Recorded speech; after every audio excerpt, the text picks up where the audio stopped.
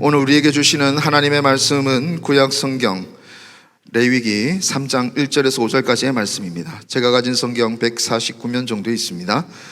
레위기 3장 1절에서 5절까지의 말씀, 저 한 절, 여러분 한 절 같이 교독하시고 4절과 5절은 같이 합독하도록 하겠습니다. 레위기 3장 1절부터 5절까지의 말씀, 저부터 읽겠습니다. 사람이 만일 화목제의 제물을 예물로 드리되 서로 드리려면 수컷이나 암컷이나 흠없는 것으로 여호와 앞에 드릴지니 그 예물의 머리에 안수하고 회막문에서 잡을 것이요 아론의 자손 제사장들은 그 피를 제단 사방에 뿌릴 것이며 그는 또 그 화목제의 제물 중에서 여호와께 화제를 드릴지니 곧 내장에 덮인 기름과 내장에 붙은 모든 기름과 두 콩팥과 그 위에 기름 곧 허리 쪽에 있는 것과 간에 덮인 거풀을 콩팥과 함께 떼어낼 것이요 아론의 자손은 그것을 제단 위에 불 위에 있는 나무 위에 번제물 위에서 살을 찌니 이는 화제라 여호와께 향기로운 냄새니라. 아멘. 오늘은 이 레위기 3장 1절에서 5절까지의 본문을 중심으로 그리스도인의 합당한 예배, 화목제라는 제목으로 하나님의 말씀 같이 나누길 원합니다. 정말 이제 이번 한 주간 정말 특별한 수사를 가졌죠. 어찌 보면 너무나도 당연하고 하나님께 올려드려야 되는 찬양이었는데 지금까지 우리가 하지 않았던 부분이기도 합니다. 각 교구에서 새벽에 찬양팀을 만들어서 하나님께 찬양하는 특별한 순서를 이렇게 가지고 있는데 저희 8교구뿐만 아니라 모든 교구들이 정말 열심으로 하나님 앞에 사명감을 가지고 나오는 모습을 보고 있습니다. 정말 너무 감사하고요, 기쁘고 하나님께서 이 찬양을 기뻐 받아주시고 너무나도 즐거이 흠양하고 계신 줄로 믿습니다. 바라기는 이 새벽 찬양팀이 계속 활성화돼서 새벽 찬양과 새벽 기도를 통하여서 더욱더 교구가 살아나고 개인이 살아나고 또한 교회가 더욱더 살아나는 그 부흥의 역사가 있기를 주님의 이름으로 간절히 축원합니다. 사랑하는 성도 여러분, 여러분은 레위기를 읽을 때마다 혹시 어떤 생각이 드십니까? 혹자는 이렇게 말하기도 합니다. 예수님이 이 땅에 희생제물로 오셔서 십자가에 달려 죽으신 후에는 더 이상 구약의 제사가 필요 없다라고 말이죠.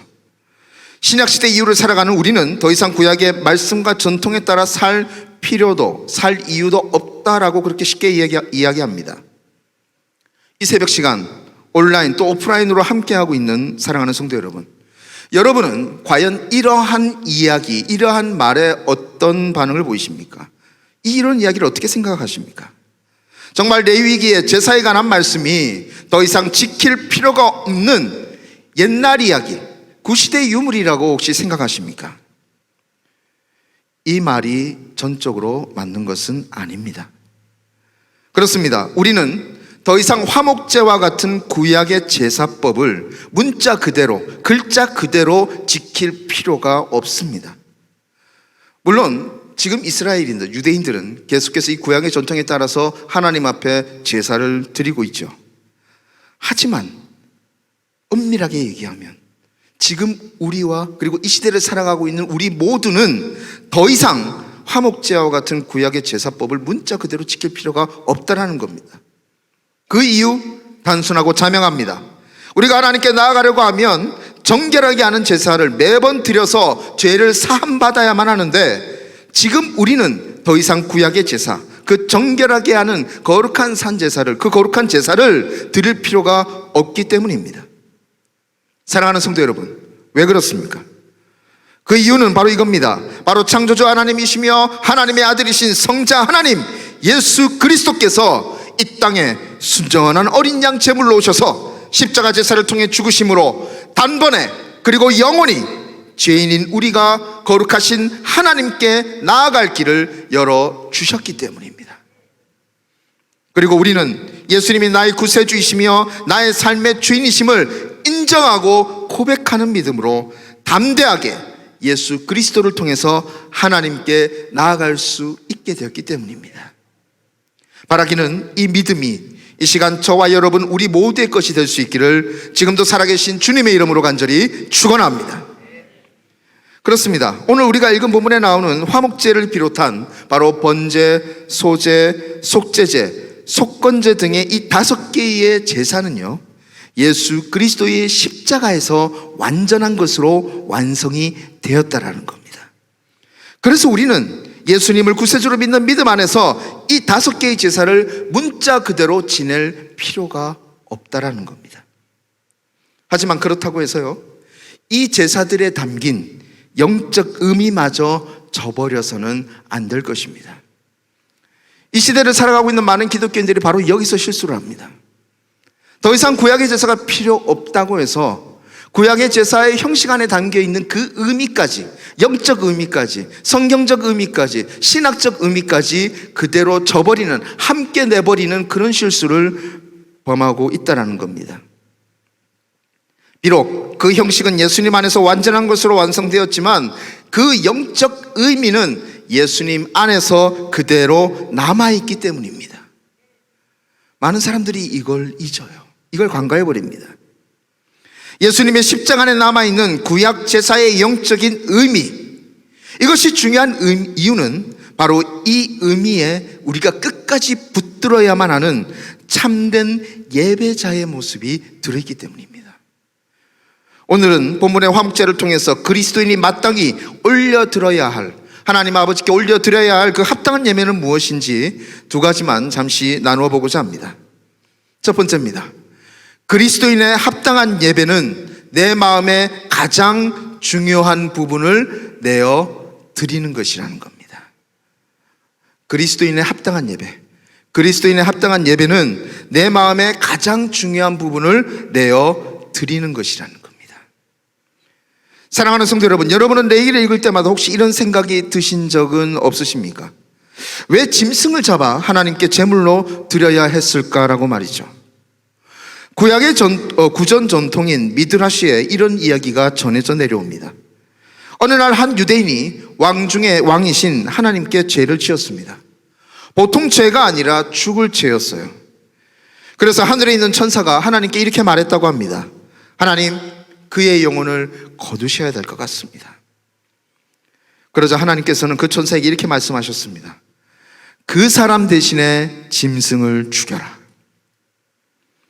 이렇게 되어 죄를 범한 유대인이 자기 대신 죽을 그 짐승의 머리에 손을 얹고 말하게 되었습니다. 미안하다. 내가 하나님께 죽을 죄를 지었어. 그런데 하나님은 나 대신에 너를 받으시겠다고 말씀하시네. 그리고 그는 그 짐승을 잡으면서 말했습니다. 내가 죽어야 할 것인데 네가 대신 죽는구나. 또 그는 그 짐승을 불태우면서 말했습니다. 너는 살아야만 하는데 내가 타서 죽어야 할 이 자리에 네가 대신 불에 타서 죽어가는구나 라고 말이죠. 하나님은 짐승을 죽이면서 미안하여 어쩔 줄 몰라 하는 바로 그 죄 지은 사람을 보시고 그의 죄를 용서해 주었다라고 합니다. 사랑하는 성도 여러분, 우리는 이 이야기를 통해 무엇을 알 수 있습니까? 바로 거룩하신 하나님 앞에 죄를 지은 인간이 그의 죄를 사함받고 하나님 앞에 나아갈 수 있는 길은 자신이 제단에서 제물로 직접 죽는 수밖에, 그 길밖에 없다라는 겁니다.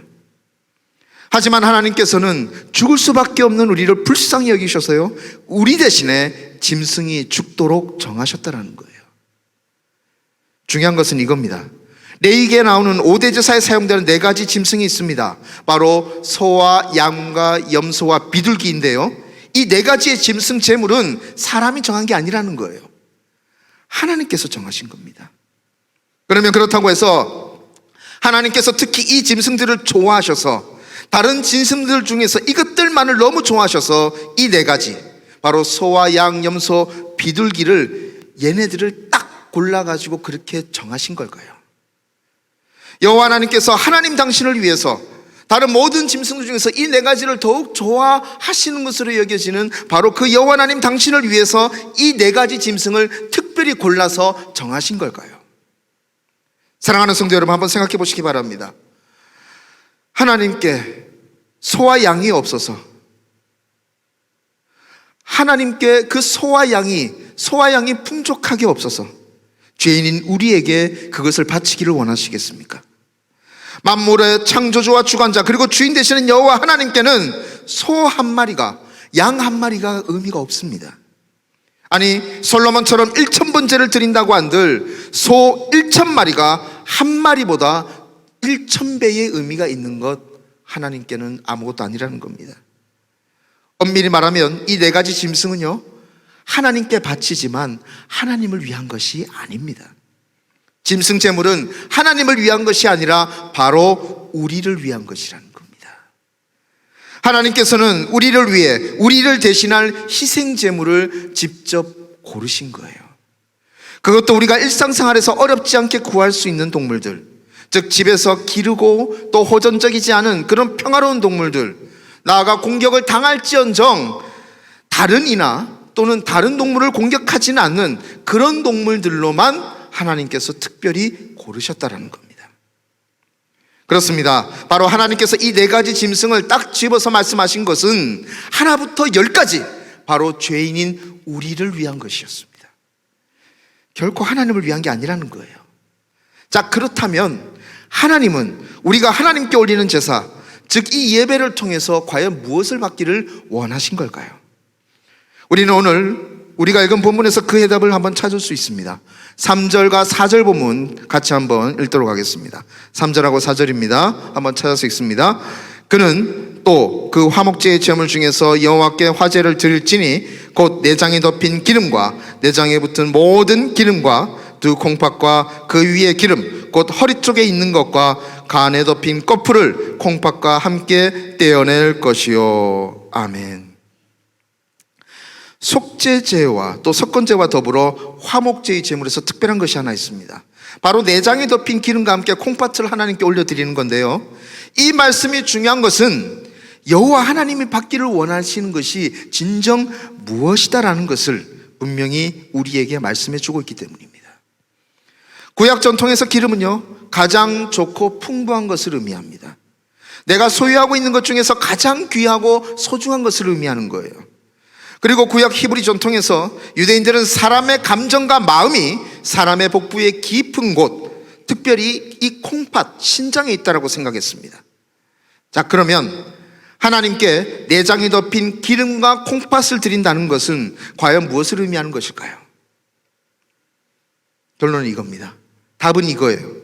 내가 가지고 있는 것 중에서 그 어떤 것과도 바꿀 수 없는 것, 그만큼 가장 귀하고요, 그만큼 가장 소중한 것, 바로 나의 마음, 다른 사람에게 결코 주려고 해야 줄 수가 없는 바로 나의 마음을 다른 누구도 아닌 여호와 하나님께 드린다는 것, 바로 이것을 의미하는 겁니다. 세상의 창조주와 주관자 되시는 주 여호와 하나님께서는 그 어떤 짐승 제물보다도 내가 가장 귀하게 생각하는 나의 마음의 중심, 나와 바로 저와 여러분, 우리 모두의 마음의 중심, 그 마음의 중심을 받기를 원하신다라는 겁니다. 이 하나님의 마음을 깨닫는 은혜가 이 시간 우리 가운데 넘쳐나기를 지금도 살아계신 주님의 이름으로 간절히 축원합니다. 자, 그러면 지금 이 시간 우리의 각자의 마음을 한번 돌아볼 수 있기를 원합니다. 마음은요, 마치 집과 같습니다. 내 마음의 집은 안방과 거실과 주방 등 다른 여느 집에서 볼 수 있는 것과 같은 그런 똑같은 구조를 가지고 있습니다. 그런데 여러분의 마음에 있는 그 집, 여러분의 마음의 집은요, 여기서 약간 독특한 구조를 가지고 있습니다. 일반적인 가정에서 가장 넓은 공간 어디입니까? 저희 집도 그렇고요, 아마 여러분 집도 그럴 겁니다. 대부분 다 거실이 가장 크죠. 거실이 가장 크고 그 다음에 안방이 큰 것이 일반적입니다. 그런데 내 마음의 집, 저와 여러분, 우리의 심령 가운데 있는 우리 마음의 집은요, 가장 넓은 공간이 어딜까요? 거실이 아니고 안방입니다. 그것도 마음의 한가운데에 가장 중심에 내 마음의 집에 안방이 자리 잡고 있다는 겁니다. 사랑하는 성도 여러분, 지금 우리의 시선, 우리 영의 시선을 우리의 마음으로 돌릴 수 있기를 원합니다. 여러분 배 깊은 곳, 바로 그 복부 깊은 곳에 있는 마음속 안방의 가장 중심에 과연 누가 앉아 있습니까? 주 여호와 하나님이십니까? 아니면 아직도 내가 내 삶의 주인이고 내 삶과 연관된 모든 것은 반드시 내 뜻대로 해야 된다고 믿고 생각하는 바로 여러분 자신입니까? 하나님이 받으시기에 합당한 예배를 드리는 바로 그 진짜 예배자는요, 여러분 마음의 중심, 가장 깊은 곳, 가장 넓은 곳, 가장 중요하다고 생각하는 그 마음의 중심을 하나님께 드리는 사람입니다. 이 진리를 믿고 깨닫는 은혜가 있기를 이 시간 주님의 이름으로 간절히 축원합니다. 두 번째입니다. 하나님께 합당한 예배자는요, 하나님뿐만 아니라 다른 사람과도 화목한다라는 겁니다. 하나님께 합당한 예배자는 뭐라고요? 하나님뿐만 아니라 다른 사람하고도 화목한다라는 거예요. 화목제를 히브리어 원어로 제바하의 셜라임이라고 합니다. 제바하의 셜라임이라고 하는데, 이 단어를 그대로 직역하면 이 단어의 의미는 이렇습니다. 바로 온전한 화평들을 위해 희생제사를 드리다라는 의미예요.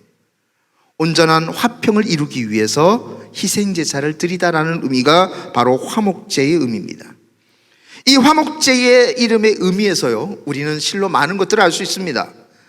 온전한 화평들을 이루기 위해서 희생제사를 드리다라는 의미는 예전에는 화평했었는데 지금은 화평하지 못하다라는 것을 의미하는 겁니다. 화평이 깨졌어요. 어떤 이유인지 모르겠는데 화평이 깨졌기 때문에 반드시 그 화평을 다시 회복해야 한다는 바로 그 의미가 이 화목제라는 단어에 그대로 들어가 있다는 겁니다. 자, 그러면 왜, 어떻게 이 화평이 깨졌을까요? 우리는 이미 그 이유를 잘 알고 있습니다. 아담과 하와의 불순종의 원죄로 인해 화평이 깨졌다는 것을 말이죠. 자, 그러면 그 화평이 깨진 것이 아담과 하와 그들만의 책임일까요? 결코 그렇지 않습니다. 그 죄악의 책임은 수천 년의 무고한 세월을 흘러서 이후의 모든 자손들에게로 흘러들어갔습니다. 이 점에서는 여기에 함께한 우리 모두가 예외는 아닙니다. 아담과 하와의 원죄로 인해 우리는 하나님을 배반하고 떠난 죄인으로 이 땅에 태어났습니다. 저와 여러분, 우리는요, 태생적으로 죄인인 거예요. 우리 안에 있는 영적 DNA에는 교만과 불순종의 염기서열이 촘촘히 엮여져 있습니다. 한 분도 예외 없이 다 해당되는 이야기예요. 어디 그뿐입니까? 우리 안에 영의 향기, 사람마다 고유의 냄새가 있고 향기가 있죠. 우리 안에 영의 향기는 안타깝게도 결코 향기롭지 못합니다. 가는 곳곳마다 교만의 악취가 진동합니다. 발걸음 내딛는 곳마다 그 불순종의 썩은 내가 진동합니다. 그것이 영국산이든 프랑스산이든 상관없어요. 아무리 고가의 좋은 향수를 뿌린다 해도 이 악취만큼은 결코 숨길 수가 없습니다. 안타깝게도 인간의 죄악은 여기서 끝나지 않습니다. 바로 하나님을 떠나 대적하며 평생을 살아가는 인간은 평생에 하나님과 자신 사이의 죄악의 장벽을 계속해서 쌓아가는 일을 합니다. 이 장벽을 쌓아가면 쌓아갈수록 하나님과 우리 사이는 계속해서 멀어집니다. 시간이 갈수록 높아져가는 그 이 죄악의 장벽은 거룩한 하나님의 영광의 빛, 하나님으로부터 비추는 그 영광의 빛을 가리워서 우리로 하여금 죄악의 어두운 가운데 계속해서 머물게 합니다. 죄악의 어두움, 그 어두움의 죄악의 결과는요, 실로 처참했습니다. 어두움의 죄악은 공의의 하나님의 거룩한 진노를 유발시켰습니다. 그 결과 죄악으로 얼룩진 인간은 하나님과 함께할 수 없게 되었습니다. 한마디로 하나님과 인간 사이에 화평이 깨져버린 겁니다. 그리고 이런 우리에게 종국에 예정되어 있는 것은 바로 영원한 죽음입니다. 이 땅에 들숨과 날숨의 호흡을 가지고 태어난 사람이라면 단 한 명의 예외도 없는 이야기입니다. 저 사단을 위해 예비된 영원히 꺼지지 않는 죽음의 불못에서 결코 끝나지 않을 영원한 고통을 벗삼아 정말 처참하게 죽을 수밖에 없는 가련한 영혼, 바로 그 사람이 저와 여러분 우리 모두인 것입니다. 하지만 이런 우리에게도 한 줄기 소망의 빛이 비쳤습니다. 우리 자신의 죄악으로 인해서 죽을 수밖에 없는 우리들을 바로 여호와 하나님께서 불쌍히 여기신 거예요. 가련한 우리 인생은 자력으로 살 길을 열 수 없습니다. 우리에게는 그 어떤 지혜도, 그 어떤 힘도, 그 어떤 능력도 없기 때문이에요. 이러한 무능력한 우리를 위해 전능하신 하나님께서 우리가 살 길을 친히 열어주신 것입니다. 하나님께서 자신에게 가장 소중한 것, 가장 귀한 것을 우리에게 우리를 위한 화목제물로 내어주셨으며, 또한 우리는 그 화목제물로 인해서 하나님과 영원한 화평을 누리게 된 것입니다. 할렐루야. 사랑하는 성도 여러분, 이 화목제물이 과연 무엇입니까? 우리는 너무나도 잘 알고 있습니다. 이 화목제물, 바로 하나님의 아들이시요 하나님이신, 성자 하나님이신 예수 그리스도이십니다. 로마서 5장 1절은 이렇게 말씀하고 있습니다. 제가 읽어드리겠습니다. 그러므로 우리가 믿음으로 의롭다함을 받았으므로 우리 주 예수 그리스도를 통하여 하나님과 화평을 누리는도다. 아멘. 또한 요한일서 2장 2절은 다음과 같이 말씀합니다. 그는 우리 죄를 위한 화목제물이니 우리만 위할 뿐 아니요 온 세상의 죄를 위하심이라. 아멘. 그렇습니다. 죄악으로 인해 하나님과 불화하여 영원히 죽을 수밖에 없던 우리를 여호와 하나님께서는 자신에게 가장 소중하고 귀한 것, 즉 하나님의 아들이신 예수님의 생명을 화목제물로 대신 내어주심으로써 다시 하나님과 화목하게 하셨고요, 하나님과 하나가 될 수 있도록 하신 것입니다. 죄악의 장벽이 더 이상 하나님과 우리 사이를 가로막을 수 없습니다. 예수님의 십자가가 그 장벽을 무너뜨렸기 때문입니다. 예수님이 죄악의 장벽을 끝내버리신 거예요. 그래서 우리는 언제든지 예수님의 이름으로 담대하게 하나님께 나아갈 수 있게 된 것입니다. 할렐루야. 사랑하는 성도 여러분, 예수님 안에서 하나님과 하나 된 우리는 하나님과 화목할 뿐만 아니라 다른 사람들과도 화목할 수 있어야 합니다. 만약 우리가 예수님의 이름으로 하나님과 화목했다고 하면서 다른 사람과 불화한다면 그건 예수님이 당신의 희생의 피로 끝내신 것, 바로 그 죄악의 장벽을 다시 쌓아 올리기 시작하는 죄악을 범하는 것이나 마찬가지이기 때문입니다. 진짜 하나님과 화목한 사람이라면요, 이단을 제외하고 화목하지 못할 사람은 아무도 없습니다. 바라기는 오늘 하루의 삶 가운데서 예수님의 십자가 사랑으로 하나님과 더욱 연합하며 다른 사람과도 더욱더 화목하는 그런 축복의 삶을 살아가는 우리 모두가 될 수 있기를 주님의 이름으로 간절히 축원합니다. 이 시간 같이 한번 말씀 생각하면서 기도할 수 있기를 원합니다. 기도할 때 두 가지를 두고 한번 기도합니다. 첫 번째, 하나님, 이 시간 내 마음의 중심을 한번 바라보기를 원합니다. 내 영의 눈을 이 시간 하나님께서 맑게 띄워주셔서 내 마음의 중심을 바라보게 하여 주옵소서. 주님, 혹시 내가 주 여호와 하나님을 내 마음의 중심에 두지 아니하고 모시지 아니하고 혹시 그 자리에, 하나님이 계셔야 될 자리에 내 자신이 주인인 척, 주인이라고 생각하고 앉아있지는 않았는지요? 하나님, 이 시간 내 마음의 중심에서 내가 내려옵니다. 내 마음의 중심에서 그 주인의 자리에서 내가 내려옵니다. 이 시간 내 마음의 중심에 주 여호와 하나님을 나의 삶의 주인으로, 나의 삶의 왕으로 모시며 하나님 앞에 나아가길 원합니다. 이 시간 이 신앙의 고백으로 주 여호와 하나님을 삶의 주인으로 모시는 신앙의 결단과 고백으로 주님 앞에 나아갑니다. 두 번째, 기도할 때는 이렇게 기도했으면 좋겠습니다. 하나님, 이 시간 이후 오늘 하루의 삶 가운데서 만나는 모든 사람들과 예수 그리스도의 십자가의 사랑으로 화목하며 분쟁, 분노, 미움은 예수의 이름을 명할 때 다 사라지고 오직 예수님의 사랑으로 오늘 만나는 모든 사람들과 화목하는 그런 축복의 하루가 되게 하여 주옵소서. 이 시간 이 두 가지 기도 제목을 두고 또한 가지고 오신 모든 기도 제목을 가지고 이 시간 주님 간절히 부르며 자유롭게 기도하다 돌아가십니다. 주여!